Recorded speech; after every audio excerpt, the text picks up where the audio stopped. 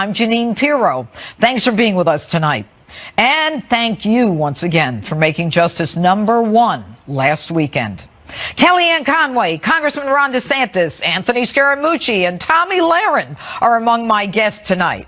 But first, a very important opening statement.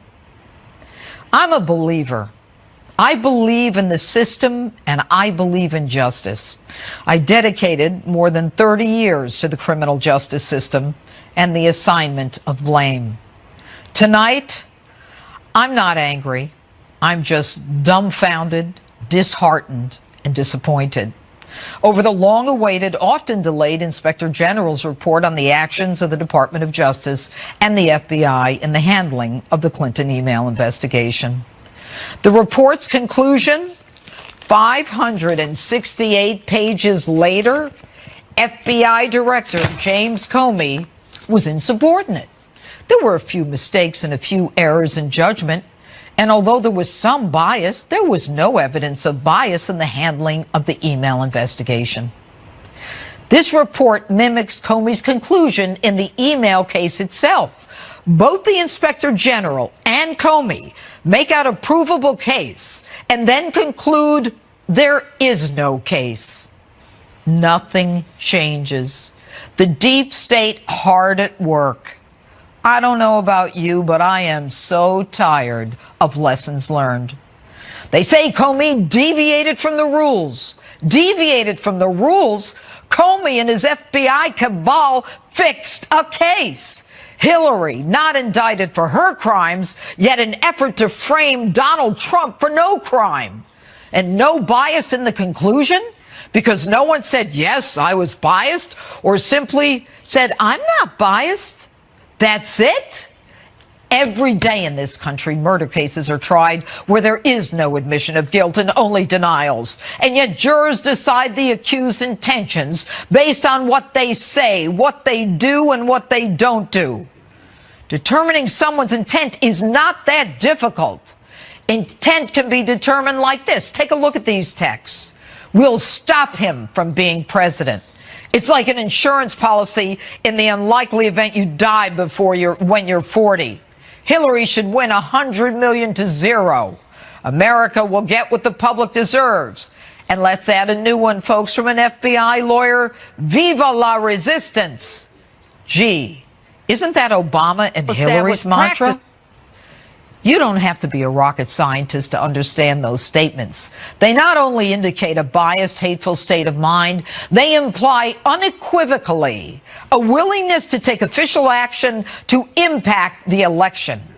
How do you pledge resistance against a president while you're investigating him? And the Inspector General says there's no evidence of improper considerations impacting the investigation? Folks, Comey didn't just deviate from well-established practices. He didn't even do an investigation. He covered for it by having the same people handle both the Hillary case and the Trump frame-up. Folks, it doesn't happen this way. This case is not about mistakes or errors in judgment. It's about a deep state trying to drag a crook across the presidential finish line and trying to destroy the man Americans wanted in the Oval Office. Example. Jim Comey said he had to step into Loretta Lynch's role because she wouldn't recuse herself after secretly meeting with Bill Clinton on the tarmac. That's baloney. He didn't just step into her shoes to prevent an injustice. He stepped into her role to declare Hillary not guilty. And Jim, if you're such a champion of truth and justice, why did you go along with Lynch calling a year-long criminal investigation a matter? Why did you say Hillary was extremely careless so as not to use the words grossly negligent, which would make her actions criminal? And when brought before Congress, Jim, you punt and say, you don't think grossly negligent applies. First-year law students across this country laughed at you. And you take a case from normal field office agents to investigate with no grand jury, no search warrant, no subpoenas, and you give away immunities like candy with no requirement that those immunized testify against anyone. Investigators across the country laughed at you.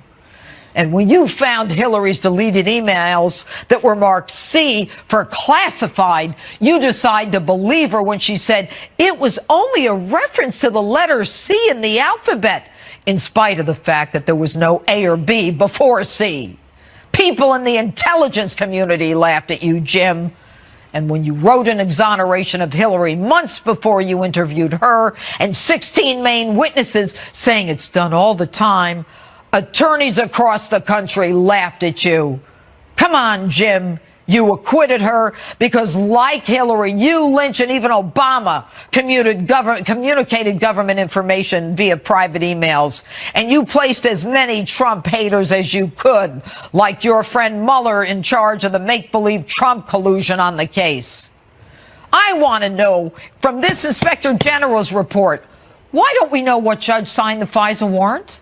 Who renewed the FISA warrant, and what actions they're taking now that they know they were conned by a corrupt FBI agents? And why was Peter Strzok, arguably the most corrupt FBI agent in American political history, put on the Mueller team to destroy Donald Trump with his girlfriend, Lisa Page? Why is he still working, and why am I paying his salary?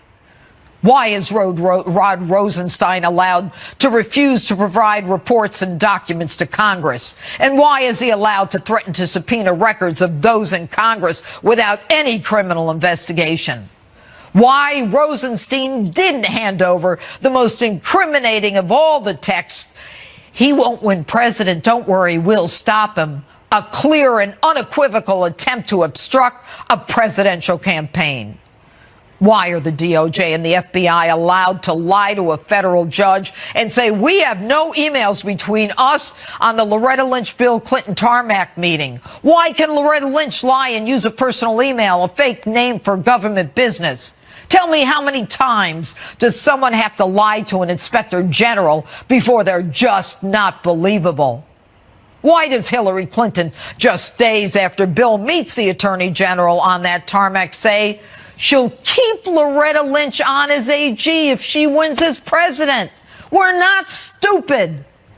And why does the IG not recommend a leak prosecution when there are 65 phone calls from a reporter to a top FBI official?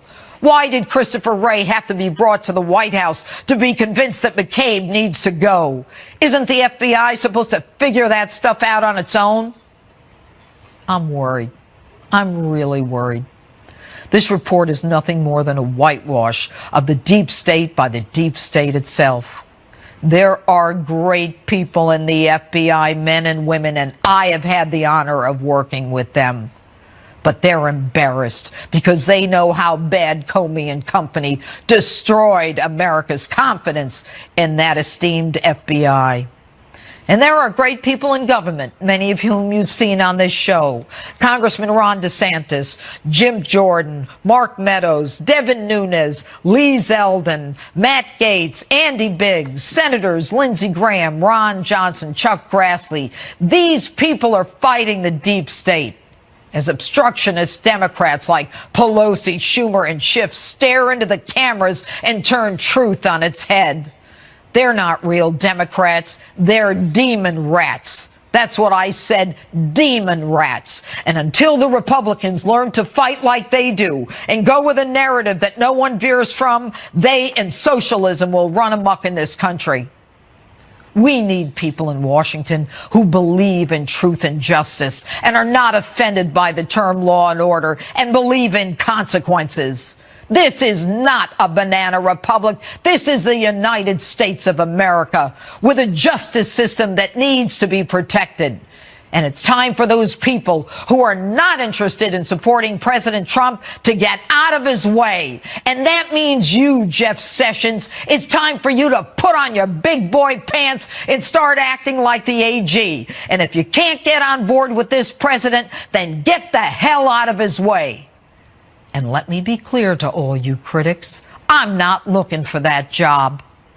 I'm an ordinary American who was brought up to believe in truth and justice.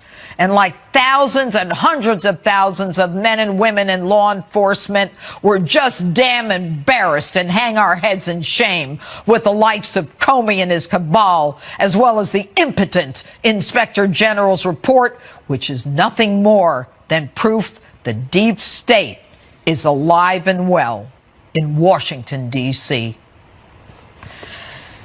That's my open. Tell me what you think on my Facebook page, Twitter, and Instagram, hashtag Judge Jeanine. Now, joining me now to react to my opening and all of the developments of this week, counselor to the president, Kellyanne Conway.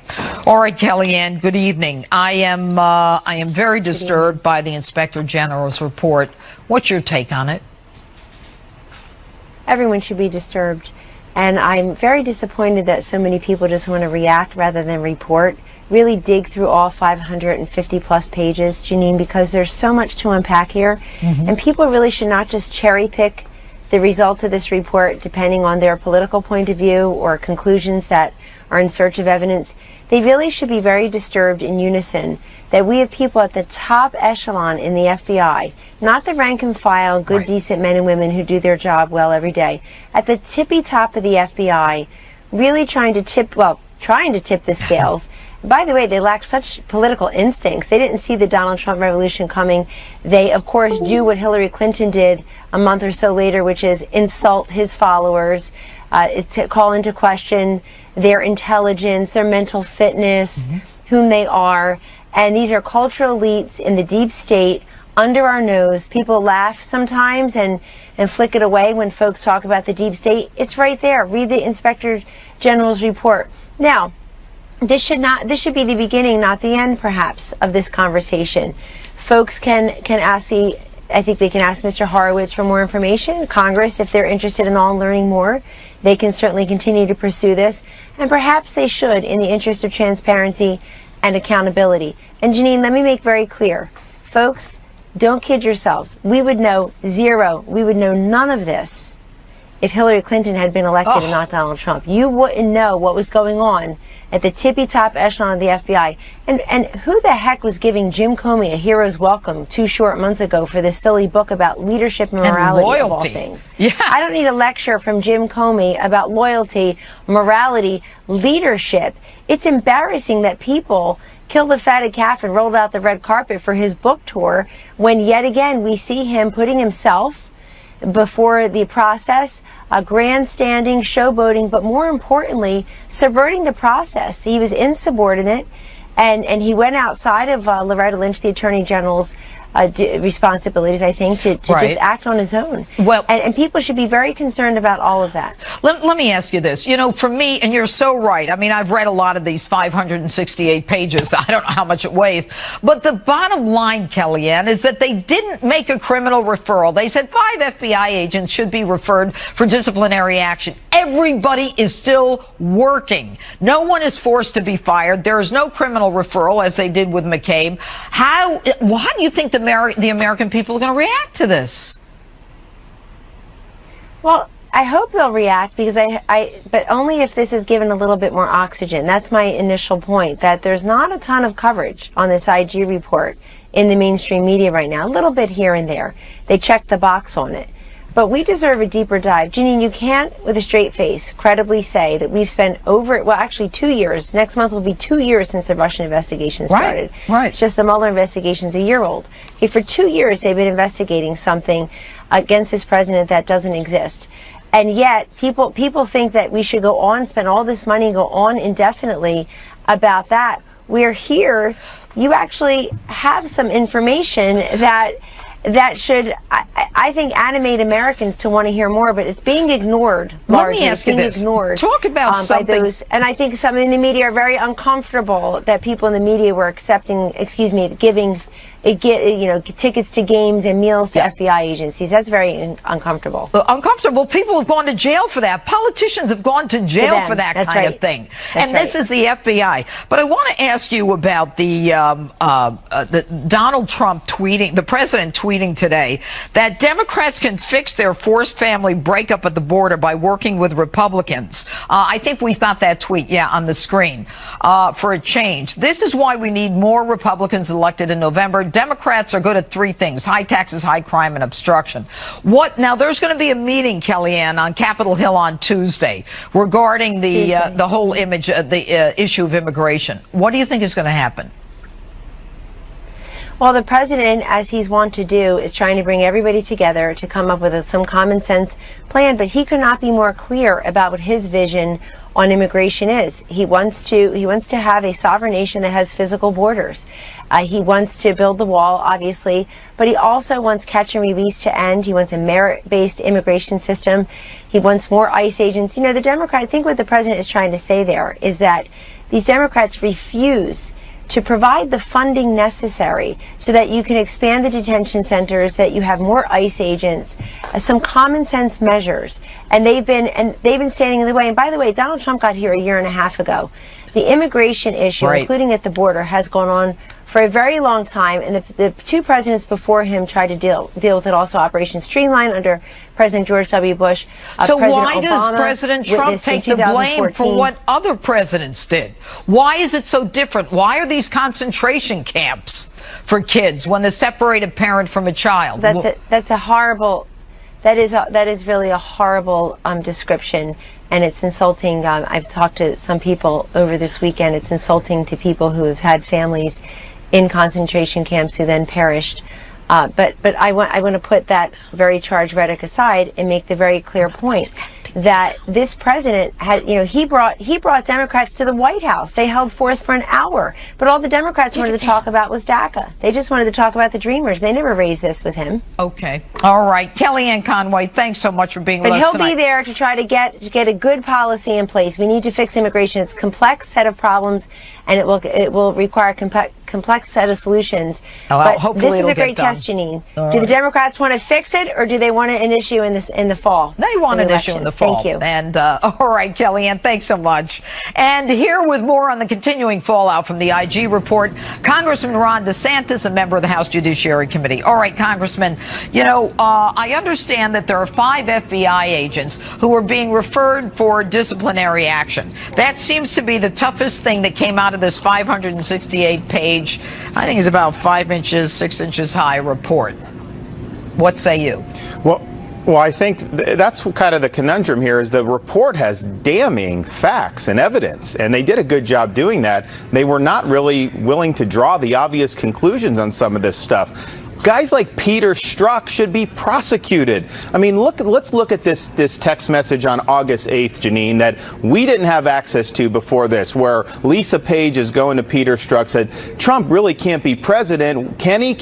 And Strzok says, no, he can't. We'll stop him. We'll stop it. And they did not. And that was a week after that same Peter Strzok, who's saying he's going to stop Donald Trump from being president, opens a full-blown counterintelligence investigation against Trump's campaign based off an offhand comment at a bar. They never produced that text message to Congress. Somebody deleted it. The OIG and the report says that they were able to get it forensic. Hold on. The message that we're just hearing about was deleted? I think it was either withheld from production, or the IG says they think it may have been deleted.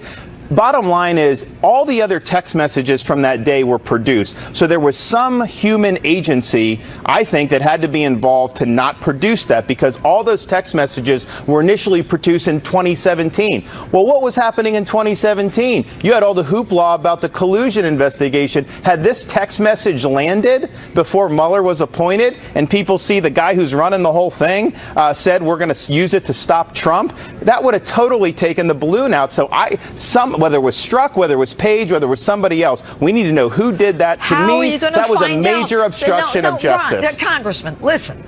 I'm so fed up with this, because you guys have been doing this with all due respect, and I gave you credit in my open. I think you guys do a great thing. My viewers are fed up. They want to know, why is there a different system of justice for the ordinary American than for them? They can destroy evidence, they can tamper with evidence, they can conceal evidence, they can change the rules, they get away with it. An ordinary American, look at Manafort. Not that I give a darn about Manafort, but this guy's in jail right now, and people have violated the law, and they're getting a check from us. Well, Judge, you're looking at the person who wrote the original criminal referral to Sessions, where I had 15 members of Congress join me to refer all these people, Comey, McCabe, Strzok, Page. We've already referred them to the Justice Department. The OIG was not willing to do that. We did it in Congress. Sessions has not gotten back to us. So a lot of us are on the case, and I think this damning text message, the fact that it was not produced, to me, that's obstruction, whether it was Page, Strzok, somebody else in the Bureau. We need to get that answer. Yeah, we're having let's Horowitz come testify. We're going to ask him about that. Okay, you're going to ask him that. Let's assume that we find out that they actually, were obstructing. There's no one in the Justice Department to prosecute. There's no second special counsel. And I got to go. So what? You and I can talk till we're blue in the face. If there's no one at the Justice Department doing anything, what difference does it make, to quote a very famous woman? Look, the Justice Department has let us down on this. We should have had a second special counsel long ago. All right. Congressman Ron DeSantis, thanks so much for being with us. Next, more on the IG report as the mooch comes to justice. Anthony Scaramucci joined me live in a moment to talk about the report and more as justice rolls on.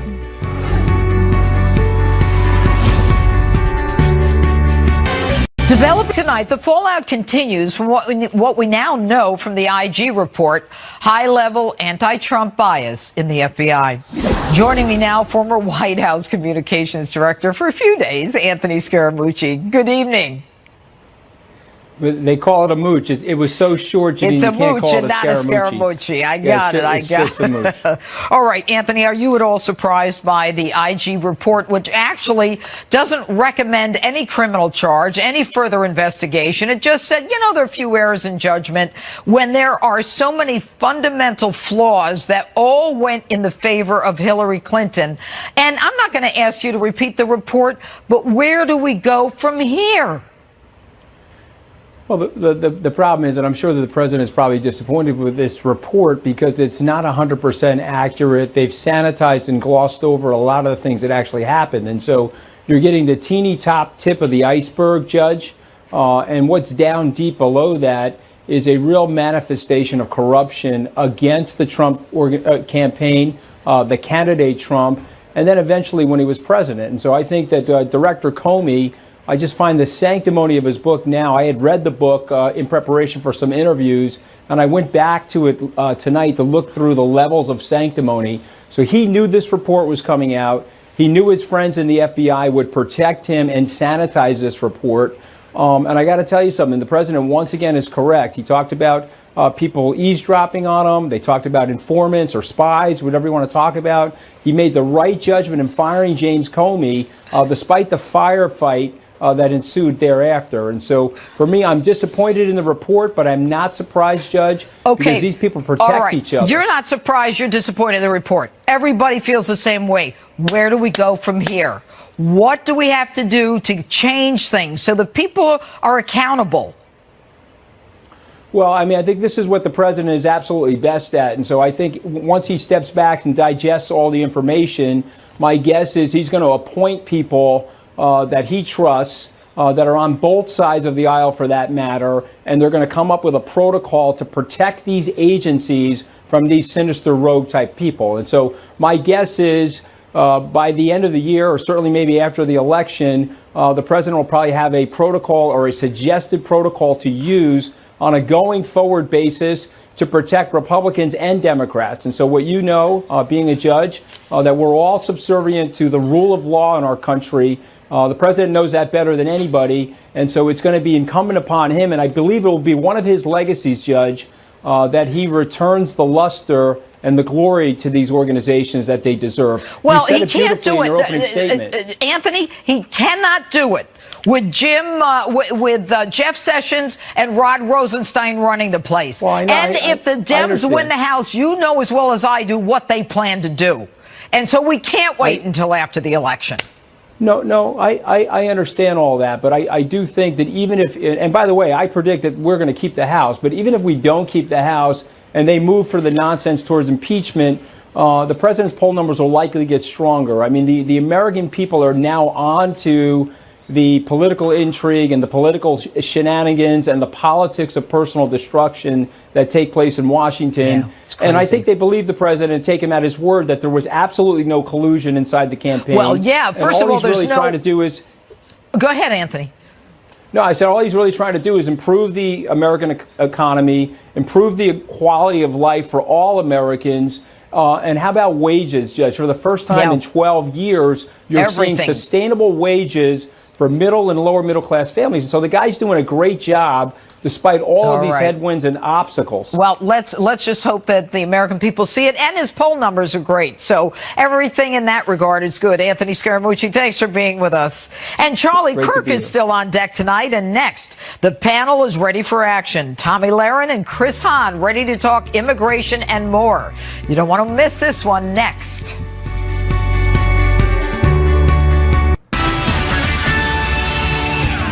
Live from America's news headquarters, I'm Robert Gray. Heightened security at the World Cup after a taxi plows into a crowd in Moscow. The vehicle jumped a sidewalk near Red Square, injuring at least 8 people, including 2 from Mexico. The crash is believed to have been an accident.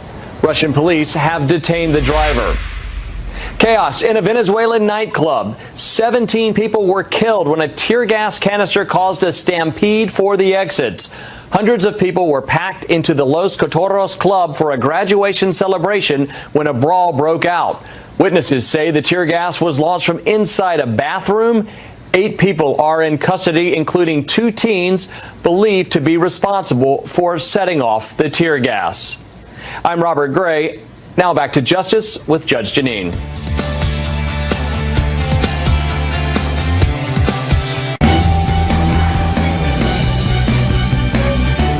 Welcome back to Justice. President Trump is heading to Capitol Hill this week to talk immigration with the GOP.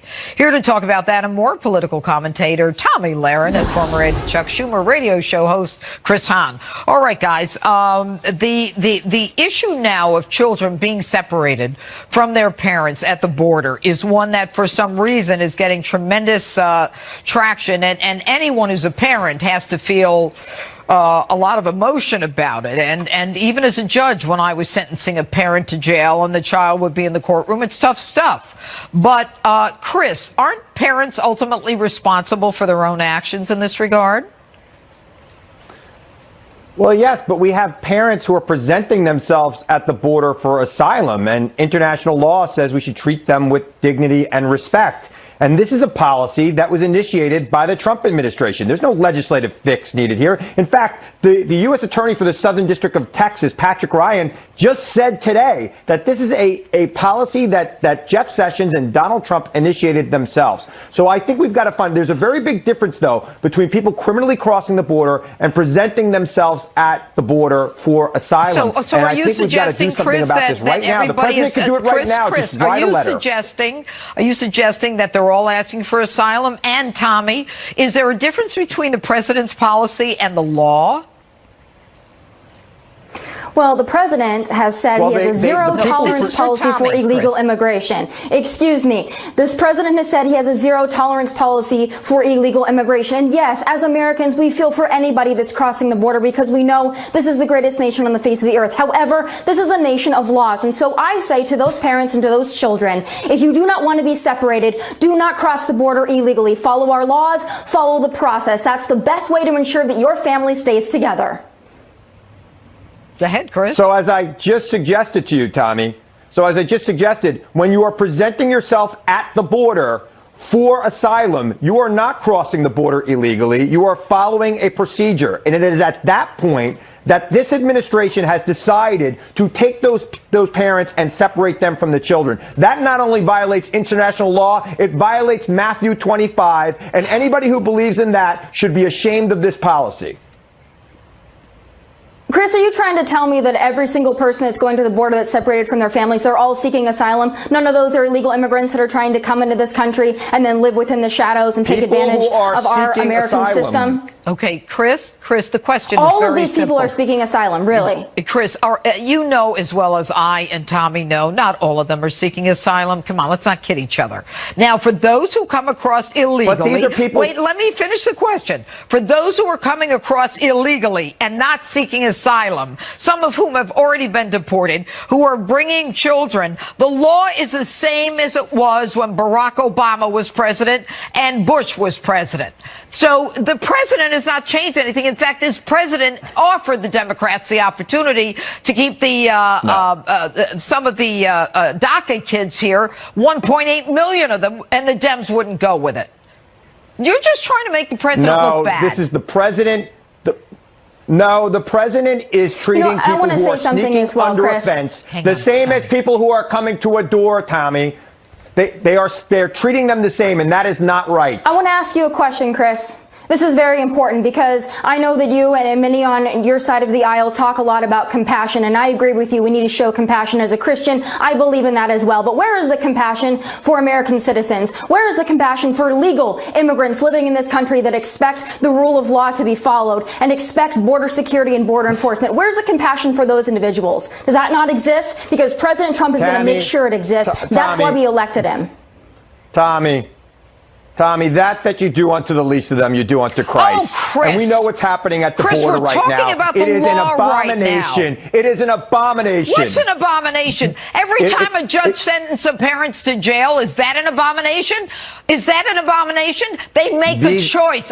Since when are people not responsible for their own actions and their own behavior? When do you bring children across a border illegally? They are presenting... Oh, don't give me this 100%. You know it, and I know it's not 100%, asylum. Chris. They are not criminals. They are not doing anything illegal. Are they breaking the law coming here? Chris, asylum. are they breaking the law coming here? Go ahead, Tommy. Let Tommy talk now. Chris, you can shout as many Bible verses as you want. I believe in the Bible as well. I believe in what you're saying about compassion. But the thing is this, you can't have a nation without a border. We need to make sure the borders are secure. I know you're going to keep telling me that all of these individuals that are crossing the border are seeking asylum, but we know that that is not true. We've got 11 to 20 million illegal immigrants living in this country, and those individuals are not seeking asylum. We have a problem at the border. This president has a zero tolerance policy for it. So if the Democrats want to come to the table, that's fine. But here on out, this president has made it very clear. Don't come to this country and complain about the rule of law. Let me ask you a question. Let me ask you a question since you've asked me a few. Is it right when people are seeking asylum for them to be separated from their kids? Should the president stop that from happening right now? I believe first and foremost we need to make sure we have a secure border. And of course we need to deal with these individuals. We need to make sure we have a streamlined process. That also starts with a wall. That starts with border enforcement. So we can figure out who's coming over here and why they're coming over here. Right now, we don't know. You know, guys, we don't know who's coming into our country, and that's a problem, Chris. When they show up at an official crossing and ask for asylum, Chris, should they be treated differently? Chris, you're like a broken record. We all know it's not all about asylum. Tommy Lahren, Chris Hahn, thanks so much for being with us. Street justice still to come. Plus, what an honor for Alec Baldwin. He makes the list of the most outrageous things I heard this week. And Charlie Kirk is here to break it down next.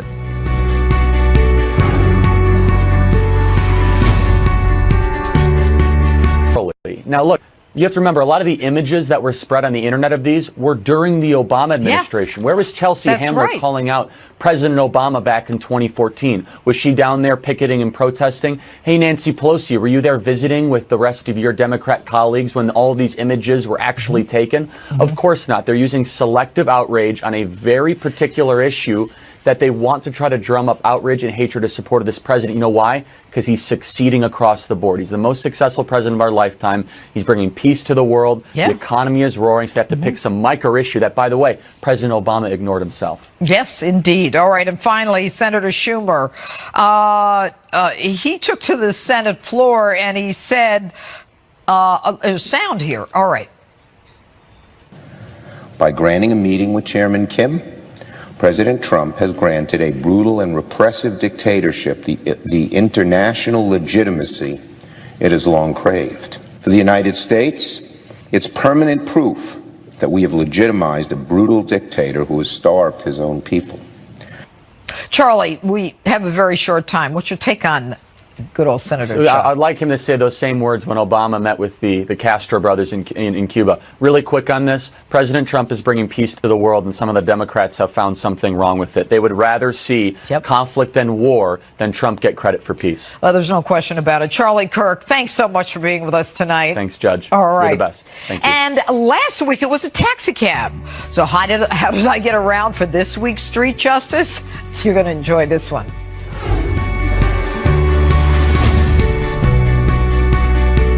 Developed tonight, the fallout continues from what we now know from the IG report, high-level anti-Trump bias in the FBI. Joining me now, former White House Communications Director for a few days, Anthony Scaramucci. Good evening.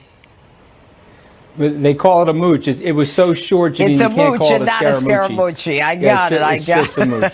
All right, Anthony, are you at all surprised by the IG report, which actually doesn't recommend any criminal charge, any further investigation? It just said, there are a few errors in judgment when there are so many fundamental flaws that all went in the favor of Hillary Clinton. And I'm not going to ask you to repeat the report, but where do we go from here? Well, the problem is that I'm sure that the president is probably disappointed with this report because it's not 100% accurate. They've sanitized and glossed over a lot of the things that actually happened. And so you're getting the teeny top tip of the iceberg, Judge. And what's down deep below that is a real manifestation of corruption against the Trump campaign, the candidate Trump, and then eventually when he was president. And so I think that Director Comey, I just find the sanctimony of his book now. I had read the book in preparation for some interviews, and I went back to it tonight to look through the levels of sanctimony. So he knew this report was coming out. He knew his friends in the FBI would protect him and sanitize this report. And I got to tell you something. The president, once again, is correct. He talked about people eavesdropping on him. They talked about informants or spies, whatever you want to talk about. He made the right judgment in firing James Comey, despite the firefight that ensued thereafter. And so for me, I'm disappointed in the report, but I'm not surprised, Judge, because these people protect each other. You're not surprised, you're disappointed in the report. Everybody feels the same way. Where do we go from here? What do we have to do to change things so the people are accountable? Well, I mean, I think this is what the president is absolutely best at. And so I think once he steps back and digests all the information, my guess is he's going to appoint people that he trusts, that are on both sides of the aisle for that matter, and they're going to come up with a protocol to protect these agencies from these sinister rogue type people. And so my guess is by the end of the year, or certainly maybe after the election, the president will probably have a protocol or a suggested protocol to use on a going forward basis to protect Republicans and Democrats. And so what being a judge, that we're all subservient to the rule of law in our country. The president knows that better than anybody, and so it's going to be incumbent upon him, and I believe it will be one of his legacies, Judge, that he returns the luster and the glory to these organizations that they deserve. Well, he can't do it. Anthony, he cannot do it with Jeff Sessions and Rod Rosenstein running the place. Well, if the Dems win the House, you know as well as I do what they plan to do. And so we can't wait until after the election. No, I understand all that, but I do think that even if, and by the way, I predict that we're going to keep the House, but even if we don't keep the House and they move for the nonsense towards impeachment, the president's poll numbers will likely get stronger. I mean, the American people are now on to the political intrigue and the political shenanigans and the politics of personal destruction that take place in Washington. Yeah, it's crazy. And I think they believe the president and take him at his word that there was absolutely no collusion inside the campaign. Well, yeah, first of all, there's really trying to do is... Go ahead, Anthony. No, I said all he's really trying to do is improve the American economy, improve the quality of life for all Americans.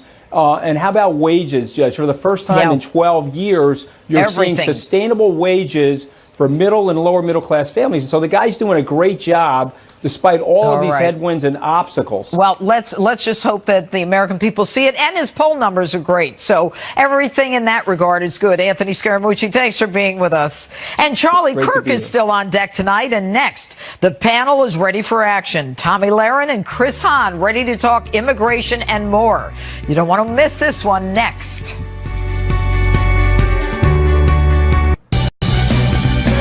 I jumped in a taxi cab last week, so this week for Street Justice, I decided to hail a different type of transportation. And the topic?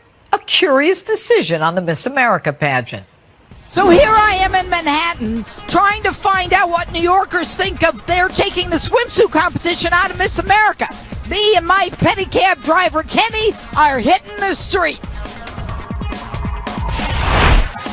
All right, so Kenny, let's hit it, Kenny. you feel about the fact they took the swimsuit competition out of Miss America? I think it's ridiculous. You know, it's that's what it's all about. It is for you. Definitely. Do you watch it if they're not in their bathing suits? I don't really watch it anyways, but I mean, it's a beauty contest, so I mean, it's part of the tradition of it. Yeah. They just want to change everything. Yeah. So it's not good. I don't think it's good they're changing, no. Look at my body. You think I care about those? I would never wear those swimsuits. Okay. I think the girls do like it, though.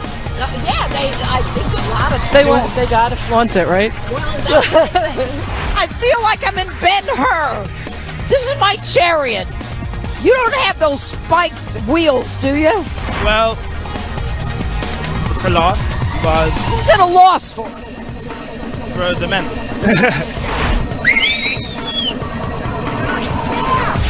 Let me ask you a question. They took the swimsuit competition out of Miss America. How do you feel about that? I think it's disgraceful. That was the whole point of watching it. I think they were beautiful, and I think they should be seen. I think that's great. Why? You gonna watch it? I'll still watch it because it's more. It gives them more intellectual. It gives these women. It kind of shows these women if they have more brains than body. That's okay. What would a male say? Male said that's too bad that they took that out, but a female would say that's awesome.